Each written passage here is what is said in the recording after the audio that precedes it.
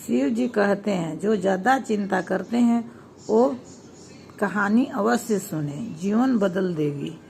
दोस्तों, आपको आज एक शिव जी जो कहते हैं उनकी बात बताने जा रहे हैं। दोस्तों, अगर अभी तक मेरे चैनल में नए हैं तो सब्सक्राइब कीजिएगा, लाइक कीजिएगा और शेयर कीजिएगा। दोस्तों, आज मैं अभी आपको बताने जा रहे हैं कि शिव भगवान क्या कहते हैं। आज मैं आप सभी को भगवान शंकर की बड़ी ही अद्भुत कहानी सुनाने जा रही हूँ। एक बार भगवान शिव पृथ्वी लोक पर भ्रमण करने के लिए निकल गए तो उन्होंने एक युवक को देखा। वह युवक ईश्वर को दोष देता जा रहा है। भगवान शिव बताते हैं असली दुख क्या होता है। आज मैं आप सभी को भगवान शंकर की बड़ी अद्भुत कहानी सुनाने जा रही हूँ। एक बार भगवान शिव पृथ्वी लोक पर भ्रमण करने के लिए गए थे। उन्होंने एक युवक को देखा। वह युवक ईश्वर को दोष देता जा रहा था। वह अपने जीवन से निराश था, दुखी था।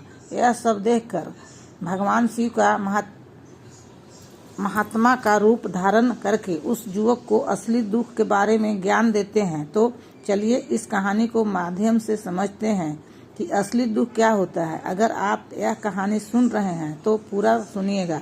इस कथा को आधा अधूरा छोड़कर जाने की गलती मत कीजिएगा, क्योंकि इस कथा को सुनने वाले को मन चाहे फल की प्राप्ति होगी। इस कथा को पूरा सुने। आप शिव भक्त हैं तो भोलेनाथ का अनादर न करें। कमेंट बॉक्स में जरूर ओम नमः शिवाय, हर हर महादेव लिखिएगा। सुख और दुख की सिक्के तो दो पल्लू हैं। सुख और दुख हमारे जीवन में लगातार आते ही रहते हैं और हमें लगता है कि हमें जीवन में हजारों दुख हैं, हजारों समस्याएं हैं। लेकिन अगर आप वास्तविक तौर पर देखें और अगर आप इस बात को अच्छी तरह से समझें तो आप यह समझ पाएंगे कि हमारे जीवन में केवल एक ही दुख होता है और वो कौन सा दुख है और उस दुख का निवारण क्या है, उस दुख का समाधान क्या है। हम यही जानने की कोशिश करेंगे इस कहानी के माध्यम से। दोस्तों, अभी तक आप मेरे चैनल को सब्सक्राइब नहीं किए हैं तो सब्सक्राइब कीजिएगा, लाइक कीजिएगा, शेयर कीजिएगा। पूरा वीडियो अंत तक देखिएगा, थोड़ा लंबा वीडियो होने जा रहा है। एक समय की बात है, एक गांव में एक व्यक्ति रहता था। उसका नाम था हरिहर दास। वह बड़ा आलसी था और अपने जीवन में बहुत निराश था। उसका कारण था कि उसने अब तक अपने जीवन में कुछ भी हासिल नहीं किया था। वह कुछ भी नहीं करता था। उसके घर वाले भी इस बात से बहुत परेशान थे। वह चाहते थे कि वह बाहर जाकर कुछ अच्छा काम करे, कोई अच्छी नौकरी करे, लेकिन वह उनकी एक नहीं सुनता था। उसके घर वाले दूसरे का उदाहरण देकर उसे ताने मारते थे, उसे तरह तरह की बातें कहते थे, लेकिन उसे कोई फर्क नहीं पड़ता था। जबकि उसके सारे मित्र कामयाब हो चुके थे। कोई अच्छा व्यापार कर रहा था तो कोई अच्छी नौकरी कर रहा था, जिस कारण जब भी वह लोग मिलते तो वे लोग अपनी बढ़ चढ़कर बड़ाई किया करते थे। लेकिन हरिहर कुछ करता नहीं था, जिस कारण जब भी कोई उससे पूछता कि तुम क्या कर रहे हो तो वह कुछ करता तो था नहीं। इसलिए वह हमेशा सबसे केवल एक ही बात कहता था कि मैं कोशिश कर रहा हूँ, लेकिन उसकी कोशिशों का कोई भी फल किसी को नजर नहीं आ रहा था। देखते देखते अब ऐसा समय आ चुका था कि हरिहर सभी से मुंह छुपाता रहता था ताकि उससे कोई यह ना पूछे ले कि तुम क्या करते हो। इसलिए वह कभी किसी के सामने भी नहीं आता था। धीरे धीरे उसका मन दुखी होने लगा था। हरिहर अब बहुत निराश रहने लगा था, मानो वह इस धरती पर बोझ है। इसलिए वह अपने आप को बहुत अकेला महसूस करता था। एक दिन उसके मन में यह भी विचार उत्पन्न होने लगे कि मेरे हाथों में कुछ नहीं है तो मैं क्या कर सकता हूँ। अकेले बैठकर वह रोता रहा और भगवान को दोष देता रहा। एक दिन छुपाता छुपाता हुआ घर से निकलकर कहीं जा रहा था। तभी उसने रास्ते में देखा कि एक महात्मा लोगों को प्रवचन दे रहे हैं और प्रवचन में वह दुख की बातें कर रहे हैं। हरिहर अपना मुंह छुपाकर वहीं पर खड़ा हो गया ताकि उसे कुछ देख ना ले और चुपचाप उन महात्मा जी की बातें सुन रहा था। महात्मा जी सभी को प्रवचन में कह रहे थे कि दुख हमारा सबसे बड़ा साथी है। हमें दुख अपने जीवन के बारे में समझाता है और हमें सही जीने का तरीका बताता है। दुख हमारे गुरु की तरह है जिससे हमें सीखना चाहिए। आप चाहे तो अपने जीवन में अपने दुखों को अपना गुरु बना सकते हैं और उससे सीख सकते हैं, या फिर आप चाहे तो अपने दुखों पर बैठकर रो सकते हैं, लेकिन उससे आपको कोई लाभ नहीं मिलेगा, बल्कि आप दिन प्रतिदिन दिन और कमजोर होते जाएंगे, निराश होते जाएंगे। हरिहर छुप छुप कर उन महात्मा जी की बातें सुन रहा था। जैसे ही उपदेश खत्म हुआ, हरिहर उन महात्मा जी के पास पहुंचा और कहने लगा, हे महात्मा जी, अभी आप कुछ देर पहले दुख को गुरु बता रहे थे। आप कह रहे थे कि दुखों से हमें सीखना चाहिए, हमें उन्हें अपना गुरु बनाना चाहिए, लेकिन मैं भी तो अपने दुखों से परेशान हूँ, अपने जीवन से परेशान हूँ। मैंने अब तक जो दुख झेले हैं, मुझे तो कभी ऐसा प्रतीत नहीं हुआ कि मेरे दुख मुझे कुछ सिखा रहा है, बल्कि मुझे तो हमेशा यही लगता है कि वह मुझे पीड़ा दे रहा है, तकलीफ दे रहा है, और दुख की पीड़ा बहुत भयंकर होती है। ऐसा लगता है जैसे अब इसके बाद हमारा जीवन समाप्त हो जाएगा, इसके बाद हमें कुछ नहीं मिलने वाला, और यहाँ तक कि हमें मृत्यु भी उसके सामने कम लगने लगती है। जब लोग ताने मारते हैं, जब लोग यह कहते हैं कि तुम क्या कर रहे हो, तो मन को बहुत ठेस पहुँचती है और मैं उनसे कुछ नहीं कह पाता हूँ। हरिहर की बातों को सुनकर महात्मा जी कहते हैं, बेटा, तुम्हें क्या दुख है और तुम दुख के बारे में ऐसी बातें क्यों कर रहे हो? हरिहर ने अपने ऊपर बीती हुई सारी बातें उन महात्मा जी को बता दी और कहने लगा, हे महात्मा जी, क्या आपके पास मेरे दुख का कोई समाधान है? हरिहर की बातें सुनकर महात्मा जी मुस्कुराए और कहने लगे, बेटा, जब तुम्हारे जीवन में असली दुख आए तो तुम मेरे पास आना, मैं तुम्हारे दुख का समाधान अवश्य बताऊंगा।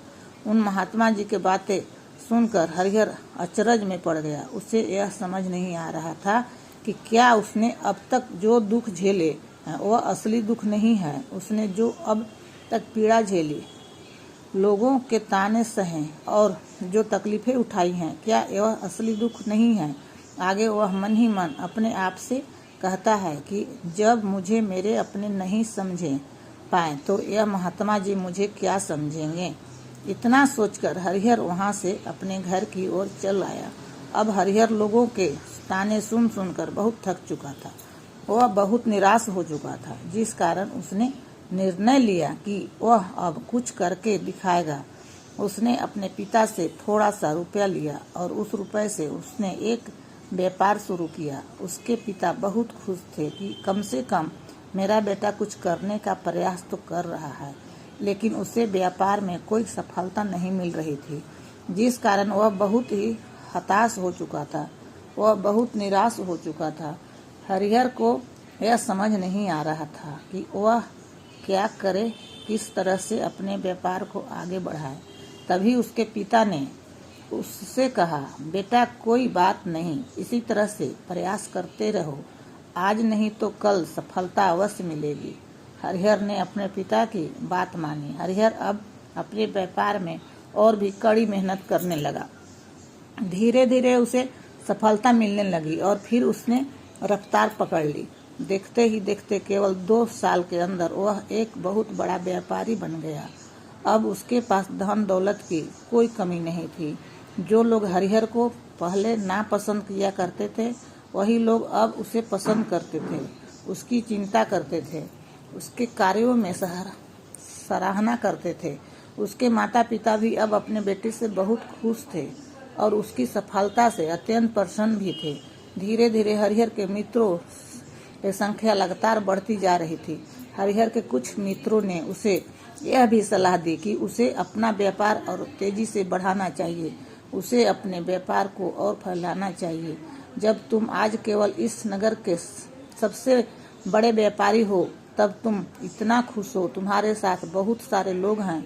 वहीं पर तुम सोचो कि जब तुम इस राज्य के सबसे बड़े व्यापारी बन जाओगे, तब तुम्हारे लोगों की भीड़ लग जाएगी। लोग तुमसे मिलने के लिए समय निकालेंगे, यहाँ तक कि इस राज का राजा भी तुमसे मिलना चाहेगा, तुम्हारी तारीफ करेगा, और यदि कभी ऐसी जरूरत आ पड़ी तो वह तुमसे धन भी उधार लेने के लिए अवश्य आएगा।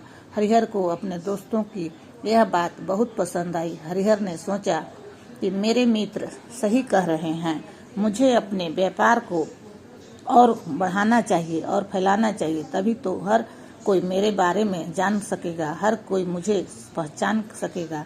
उसने बिना देरी किए समय को बिना गंवाए अपने व्यापार में और मेहनत करने लगा, लेकिन अब की बार उसके मन में धैर्य नहीं था, जिस कारण उसने कुछ अनुचित कदम उठाया ताकि उसका व्यापार जल्दी से जल्दी और बड़ा हो जाए। उसने कई लोगों से अधिक मात्रा में धन उधार ले लिया। उससे उसके ऊपर काफी कर्ज बढ़ चुका था, और इतना ही नहीं, वह यहाँ पर नहीं रुका। उसने अधिक से अधिक मुनाफा कमाने के चक्कर में अपने माल की गुणवत्ता को भी खराब कर दिया, जिससे अब उसके माल में वह बात नहीं रह गई थी जो पहले हुआ करती थी। लेकिन वह अपने मित्रों को बात सुनता रहा, जैसा उसके मित्र कहते थे वह वैसा ही करता चला जा रहा था। यहाँ तक कि उसने अपने व्यापार को और भी तीव्रता से बढ़ाने के लिए अपने दूसरे छोटे व्यापारियों के खिलाफ षड्यंत्र भी रचना शुरू कर दिया, जिस कारण उसके मन में अब पहले जैसा वह सुकून नहीं था। उसे अब रातों को नींद नहीं आती थी। अब उसके मन में केवल एक ही विचार रहता, किस तरह से उसका व्यापार पूरे राज्य में फैल जाए और वह इस राज्य का सबसे बड़ा व्यापारी बन जाए। इसलिए वह दिन रात केवल इसी मेहनत में लगा रहता कि उसका व्यापार जल्दी से जल्दी और बड़ा हो जाए। हरिहर के पास नौकर चाकर सभी सुख सुविधाएं थी, लेकिन उसके बावजूद भी उन चीजों का लाभ नहीं उठा पा रहा था, क्योंकि उसका पूरा ध्यान केवल अपने व्यापार को और उन्नति पर ले जाना था।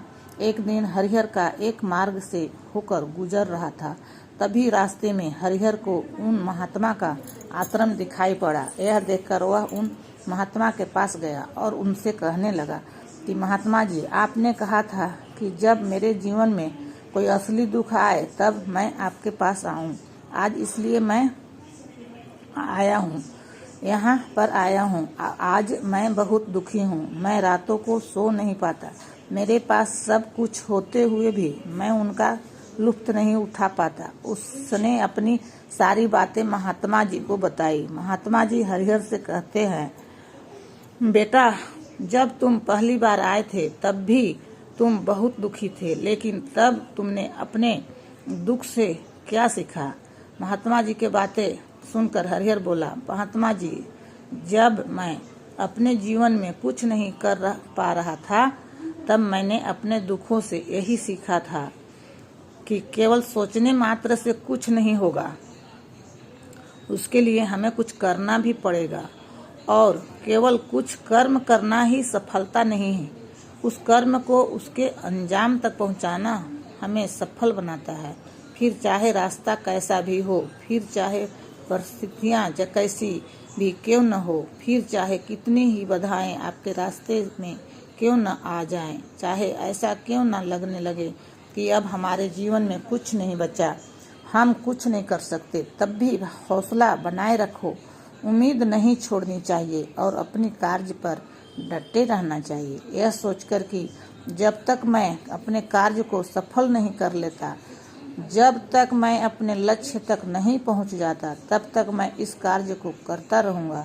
मैं इस कार्य में अवश्य ही सफल होकर रहूंगा, क्योंकि लोग केवल सफल लोगों को महत्व देते हैं, उनके कर्मों को नहीं। हरिहर की यह सारी बातें सुनकर वह महात्मा जी कहने लगे कि बेटा, जब तुम्हारे जीवन में असली दुख आए तब तुम मेरे पास आना, मैं तुम्हारी समस्या का समाधान अवश्य करूंगा। इतना कहकर महात्मा जी वहां से चले गए। हरिहर फिर से उनकी ये बातें सुनकर आश्चर्यचकित रह गया।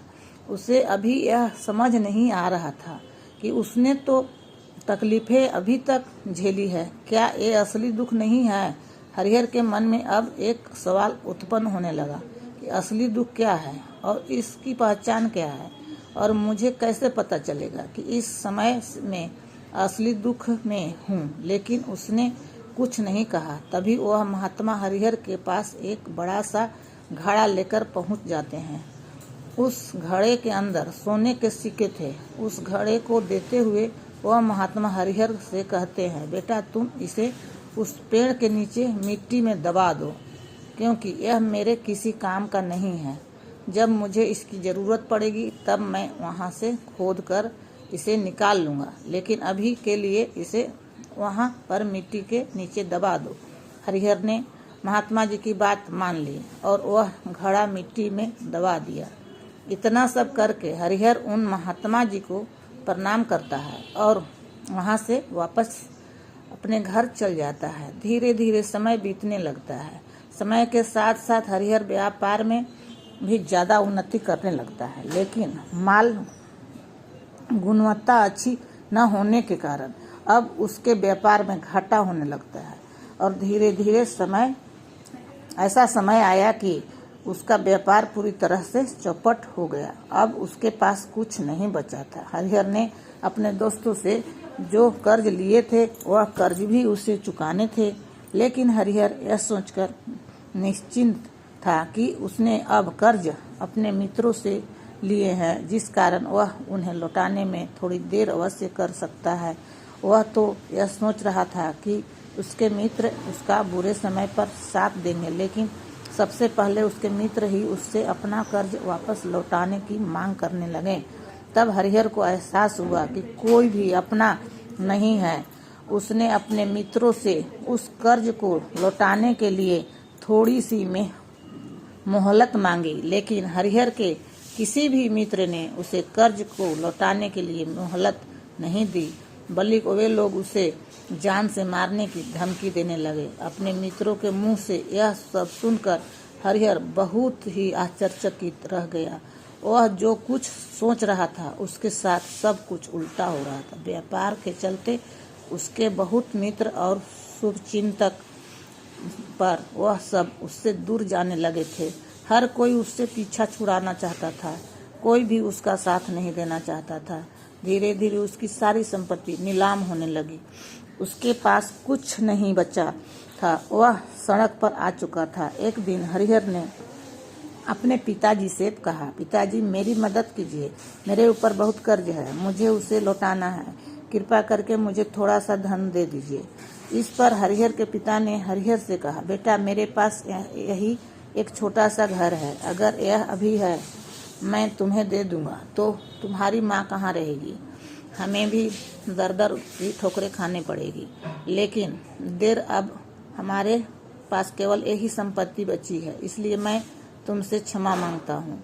अपने माता पिता के मुख से यह सुनकर हरिहर चुपचाप वहाँ से चला गया और मन ही मन सोच रहा था कि मेरे पास अब कुछ नहीं बचा है। मेरे पास जो कुछ था वह सब कुछ तो लूट चुका, मेरा सब कुछ तो सब बर्बाद हो चुका है। भला अब मैं जीवन भी भर क्या करूँगा। अब मेरे पास केवल एक ही रास्ता है जिससे मैं अपने कर्जदारों को अपनी पीछा छुड़ा सकता हूँ। यह सोचता हुआ वह एक ऊंची पहाड़ी की ओर पहुँचा। वह पहाड़ी पर चढ़ने वाला था कि तभी उसे याद आया कि उन महात्मा जी ने कहा था कि जब तुम पर असली दुख आए तभी तुम मेरे पास आना, मैं तुम्हारी समस्या का समाधान अवश्य करूँगा। यह सोचकर हरिहर के मन में एक बार फिर उम्मीद की लहर दौड़ पड़ी। हरिहर दौड़ता हुआ उन महात्मा जी के पास पहुंचा और हरिहर ने उन्हें प्रणाम करके अपने ऊपर बीती हुई सभी बात बता दी और कहने लगा, महात्मा जी आपने कहा था जब मेरे ऊपर असली दुख आए तब आप उसका समाधान अवश्य बताइएगा। महात्मा जी हरिहर की इस बात को सुनकर मुस्कुराने लगे और कहते हैं, बेटा कहा है असली दुख, जब तुम्हारे जीवन में असली दुख आएगा तो मैं उसका समाधान अवश्य करूंगा। उन महात्मा जी के मुख से यह सुनकर हरिहर के सर्व का बांध टूट गया। हरिहर ने उन महात्मा जी से कहा, मैंने आज तक जो भी दुख झेला है, जो भी तकलीफ झेली है, क्या यह दुख नहीं है? क्या इसे दुख नहीं कहते? तभी वह महात्मा हरिहर के कहते हैं, बेटा पहले तुम मुझे यह बताओ कि तुमने अपने दुख से क्या सीखा। इसका जवाब देते हुए हरिहर उस महात्मा से कहता है, हे महात्मा, मैंने तो यही सीखा है कि जो लोग तुम्हारी तरक्की में तुम्हारा पीछा करते हैं वे लोग अवश्य ही तुम्हें धोखा देंगे, क्योंकि ऐसे लोग बुरे समय पर तुम्हारा साथ नहीं देता बल्कि तुम्हारा फायदा उठाने का प्रयास करते हैं। इसलिए ऐसे लोगों पर भरोसा ना करो, बल्कि जो लोग तुम्हारी असफलता के समय तुम्हारे बुरे समय पर तुम्हारे साथ खड़े हैं वही तुम्हारे असली मित्र हैं और वही तुम्हारे साथ रहते हैं। और ऐसे लोग तुम्हें बहुत कम मिलते हैं। जिन्हें भी ऐसा लोग मिलते हैं उन्हें हमेशा उनकी कद्र करनी चाहिए। जब तुम कोई कार्य कर रहे हो तो उसे पूरी ईमानदारी से करो, धैर्य रखो, लालच न करो, क्योंकि ऐसा करने से तुम्हारे साथ ही बुरा होगा और तुम्हें हमेशा नुकसान मिलेगा। हरिहर की यह सारी बातें सुनकर महात्मा उसे कुछ घड़े के पास ले गए, जहां उस घड़े के उन्होंने मिट्टी में दबाया था। उन्होंने गड्ढा खोदकर वह घड़ा हरिहर के हाथ में थमाते हुए महात्मा जी ने हरिहर से कहा, ये लो, अभी इससे तुम अपना काम चलाओ और जब तुम्हारे जीवन में असली दुख आए तब तुम मेरे पास आना, मैं उसका समाधान अवश्य करूंगा। हरिहर महात्मा जी की बात सुनकर बड़ी अचरज में पड़ गया। उसे यह समझ नहीं आ रहा था कि आखिर यह असली दुख क्या है, लेकिन उसने अपने हाथों में पकड़े उस घड़े को देखा जिसके अंदर सोने के सिक्के थे। यह देखकर उसे मन ही मन यह लगा कि चलो अब तो थोड़ी सी राहत अवश्य हो जाएगी, मैं अपने मित्रों का अवश्य कर्जा लौटा दूंगा और एक नया व्यापार भी शुरू कर लूंगा। यही सोचते हुए हरिहर ने उन साधु महात्मा को प्रणाम किया, उनका धन्यवाद किया और वहां से चल पड़ा। हरिहर ने उन सोने के सिक्कों से सभी कर्ज लौटा दिया और अपने लिए एक बार फिर से नया व्यापार शुरू किया। व्यापार छोटा था, लेकिन अब की बार हरिहर बहुत खुश था। उसने अपने व्यापार पर काम किया और देखते ही देखते एक बार फिर से वह एक बड़ा व्यापारी बन गया। लेकिन अब की बार वह बहुत खुश था, क्योंकि इस बार उसने कोई लालच नहीं किया, न ही किसी के लिए षड्यंत्र रचा। ईमानदारी मेहनत के साथ अपने व्यापार पर काम कर रहा था। लेकिन जैसे जैसे आप धनी होते जाते हैं, जैसे जैसे आप अमीर बनते हैं, आपके मन में एक डर और उत्पन्न होने लगता है, और वह डर है अपनी दौलत को ना खो देने का, जिस कारण आप लोग दान पुण्य करना शुरू कर देते हैं, लोगों की मदद करते हैं, ताकि आपके जीवन में कभी कोई दुख ना आए। लेकिन यह जीवन सुख और दुख का संगम है, जिस कारण हर किसी को सुख और दुख से होकर गुजरना पड़ता है। इसी वजह से एक बार फिर से हरिहर को जीवन में एक और दुख का आगमन हुआ। अब की बार उसके माता पिता दोनों की मृत्यु हो गई। हरिहर अपने माता पिता से बहुत प्रेम करता था, इसलिए उसके मन को बहुत गहरा आघात पहुंचा। जब आखिरी बार वह उन्हें देख रहा था तो उसके मन में हजारों सवाल उत्पन्न होने लगे। उसने सोचा कि जिस संपत्ति के लिए वह हमेशा लड़ते झगड़ते रहते थे, आज उसकी देखभाल के लिए कोई नहीं था। उसके माता पिता ने जो भी मेहनत की, जो भी अपने जीवन में इकट्ठा किया, सब यहीं रह गया। लेकिन अब सब कुछ खत्म हो चुका था। हरिहर का मन अब बहुत बेचैन हो रहा था। उसके मन में हजारों सवाल उत्पन्न हो रहे थे और वह अपने आप को बहुत अकेला महसूस कर रहा था। उसे बहुत खाली समय महसूस हो रहा था। उसने इधर उधर देखा, लेकिन उसे कुछ समझ नहीं आया। तभी उसे उन महात्मा जी का याद आई। वह तुरंत भागा महात्मा के पास पहुंच गया। उसे देखते ही उन महात्मा ने हरिहर से पूछा, क्या बात है बेटा, कोई फिर से दुख आ पड़ा क्या? तभी हरिहर ने कहा, नहीं गुरुदेव, अब तो सब ठीक है, लेकिन आज मेरे माता पिता का मृत्यु हो गई है और मैं बहुत अकेला महसूस कर रहा हूँ, मैं बहुत दुखी महसूस कर रहा हूँ। महात्मा जी हरिहर से कहते हैं, बेटा, इससे दुखी होने वाली क्या बात है? यह तो जीवन है, यहाँ पर कोई भी रहने नहीं आया है और ना ही कोई रहेगा। हम सब एक न एक दिन मृत्यु को प्राप्त हो जाएंगे। मृत्यु कब आएगी यह किसी को नहीं पता। हो सकता है कि तुम्हारी मृत्यु कल हो जाए। मैं तो अभी जवान हूँ और मुझे तो अभी अपनी पूरी उम्र जीना है। मैं तो कुछ करना चाहता हूँ और आप कह रहे हैं कि मैं कभी भी मृत्यु को प्राप्त कर सकता हूँ। मृत्यु कभी किसी का उम्र देखकर नहीं आती और ना ही किसी को बताकर आती है। सारी बातें सुनकर हरिहर और भी ज्यादा बेचैन हो गया और वह चुपचाप वहां से चला आया। उसके मन का वह खालीपन अभी वैसे ही था। हरिहर अपने आप को बहुत अकेला महसूस कर रहा था। उसके बाद से उसका मन अपने व्यापार में भी नहीं लग रहा था। जब भी वह कोई कार्य करने लगता तो उसके मन में बहुत सारे प्रश्न उठते कि वह क्या कर रहा है, क्यों कर रहा है और उसने इस कार्य को क्यों किया। उसके मन में अब एक और प्रश्न होने लगा कि क्या हम यहाँ पर केवल इसलिए आते हैं कि इस जीवन को भोगे और एक दिन मृत्यु को प्राप्त हो जाए। जीवन का असली मतलब क्या है? उसने कई विद्वानों से पूछा। अपनी तरह से मुमकिन हो सकता था खोजबीन की, लेकिन उसे कोई संतोषपूर्ण जवाब नहीं मिल पा रहा था। और जब उसे कोई जवाब नहीं मिला तो उसके दुख और भी बढ़ गया, जिस कारण उसके मन की बेचैनी और भी बढ़ चुकी थी और उसे यह समझ नहीं आ रहा था कि वह क्या करने कर रहा है। किससे पूछे।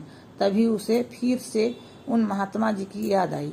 हरिहर फिर से उन महात्मा जी के पास पहुंचा और उसने अपने मन की सारी बातें उन महात्मा जी को बताई। महात्मा जी हरिहर से कहते हैं, बेटा, आज पहली बार तुम्हारे जीवन में असली दुख उत्पन्न हुआ है, जिसे हम दुख कहते हैं, जो दुख कहलाने लायक है कि हमें पता नहीं कि क्या हो रहा है, कहाँ जा रहे हैं, क्यों जा रहे हैं, वह कौन है, क्या है, क्यों है, हम क्या करना चाहते हैं। तभी हरिहर उन महात्मा को कहता है, हे महात्मा जी, आप मेरे इस दुख का निवारण कीजिए। महात्मा जी हरिहर से कहते हैं, हम सबके अंदर क्रोध, लालच, लोभ जैसी कई वासनाएं हमारे अंदर घर कर बैठ जाती है, जिस कारण हम अपने जीवन को टुकड़ों में जीते हैं और हमारी चेतना कभी एक हो जाती है। हम कभी एक जगह सोच नहीं पाते, समझ नहीं पाते। हमारी ऊर्जा शक्ति भी पूरी तरह छीन भिन्न हो जाती है। और आजकल के इस दौर में हमारे पास तो इतना भी समय नहीं है कि हम एक पल निकाल करके एक पल के लिए मुड़कर अपने आप को देख सके, अपने आप को समझ सके कि वास्तविकता में हर कोई यहाँ पर अपने जीवन भर केवल दुख सुख चिल्लाता रहता है। उसका समाधान निकालने का हर मुमकिन प्रयास करता है, लेकिन जिसे हम दुख समझते हैं वह तो दुख है ही नहीं, तो इसका समाधान आपको कहाँ से मिलेगा। यह तो परिस्थितियाँ हैं जिसके कारण हम अपने आप को दुखी समझते हैं, अपने आप को तकलीफ में समझते हैं। जैसे ही हम एक परिस्थिति से निकलते हैं, हम किसी दूसरी परिस्थिति में फंस कर रह जाते हैं। दोस्तों, पूरा वीडियो देखिए और लाइक शेयर जरूर कर दीजिएगा। जिस प्रकार हम पहली समस्या का सामना करते हैं, उसी प्रकार हम दूसरी समस्या का भी सामना करते रहते हैं। और जब हम इन परिस्थितियों के हार मान लेते हैं, जब हमें लगता है कि अब हमारे सामने कोई रास्ता नहीं बचा, तब हमारे सामने हमें केवल एक ही रास्ता नजर आता है और वह मृत्यु। लेकिन यह कोई समाधान नहीं, यह कोई रास्ता नहीं। इसलिए यदि आप सचमुच अपनी समस्या का समाधान चाहते हैं तो अपने आप को इकट्ठा करना सीखें, अपनी ऊर्जा को इकट्ठा कीजिए और अपने ऊपर ध्यान लगाकर मृत्यु से पहले अपने आप को पहचानिए, अपने आप को जानो, अपने आप को बिखरने मत दो। तभी हरिहर उन महात्मा जी से कहता है, गुरुदेव, क्या फिर हमें इस जीवन को नहीं जीना चाहिए? क्या हमें अपनी इच्छाओं को पूरा नहीं करना चाहिए? महात्मा जी हरिहर से कहते हैं, बेटा, हमें किसी से भी लगाव नहीं रखना चाहिए, हमें अपनी इच्छाओं को मार देना चाहिए, हमें ज़्यादा संपत्ति इकट्ठा नहीं करना चाहिए, क्योंकि हम मनुष्य की इच्छाएं, कामनाएं ऐसी होती है जैसे मानो कि एक पर्वत से गिरता हुआ झरना जिस पर किसी का नियंत्रण नहीं है सिवाय देखते रहने के और परेशान होने के। लेकिन जब तुम अपने ऊपर ध्यान देने लगते हो तब तुम अपने आप को पहचान जाते हो, समझ जाते हो, तब तुम इस पर नियंत्रण पा सकते हो। तब इच्छाएं भी तुम्हारे बस में नहीं होती और यदि तुम चाहो तो इन इच्छाओं की पूर्ति अवश्य कर सकते हो। महात्मा जी की यह सभी बातें सुनकर हरिहर ने महात्मा जी से कहा, हे गुरुदेव, आपका बहुत बहुत धन्यवाद। आपने मेरी सबसे बड़ी समस्या का समाधान आज कर दिया है। मैं आज से अपने आप को एकाग्रचित करूँगा। गुरुदेव, मानव शरीर में बहुत ऊर्जा है, बहुत शक्ति है, पर वह बेकार के कामों में लग जाती है, जिस कारण हमारा जीवन भी बेकार की चीज़ों में लगा रहता है। लेकिन हम कभी भी इस पर अपना ध्यान नहीं देते। हम कभी भी अपनी ऊर्जा को केंद्रित नहीं करते। हमारा जीवन भी कुछ ऐसा ही है। हम अपने जीवन में हमेशा ऊपर वालों से सवाल करते रहते हैं कि हमारे जीवन में इतना दुख क्यों? हम सभी के मन जीवन में इतना दुख क्यों? हम सभी के मन में यह सवाल अवश्य उठता है और इसका जवाब है, वह ईश्वर ही चाहता है कि हम अपने जीवन में के अंतिम तक दुख तक पहुंच सके, उस गहराई तक पहुंच सके जहां पर हमें यह पता चल सके कि हमें अभी तक अपने आप को नहीं जाना, अपने आप को नहीं पहचाना। मानव शरीर में के अंदर ऊर्जा है, जो शक्ति है, उसके बारे में हम अभी तक नहीं जानते।